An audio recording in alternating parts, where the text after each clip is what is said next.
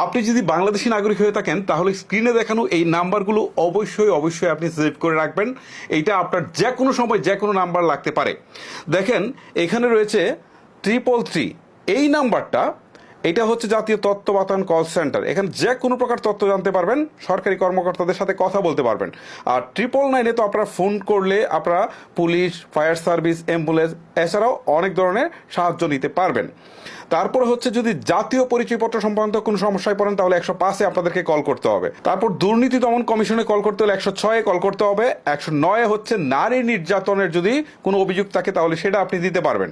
131-এ হচ্ছে railway call centre, রেলে কোনো সমস্যা থাকলে সেটাতে কল দিতে পারবেন। এছাড়াও শিশু সহায়তার জন্য আপনারা 1098-এ কল করবেন। দেখেন আমি সমস্ত কোডগুলো দিয়ে দিচ্ছি, এগুলো আপনারা জাস্ট এই ভিডিওটা আপনি আপনার ফেসবুকের টাইমলাইনে শেয়ার করে রাখেন, তাহলে যে কোনো সময় প্রয়োজন হলে আপনারা এখান থেকে দেখে কিন্তু আপনারা তাদেরকে কল করতে পারবেন। সো এটা আপনাদের জন্য অনেক বেশি ইম্পর্টেন্ট।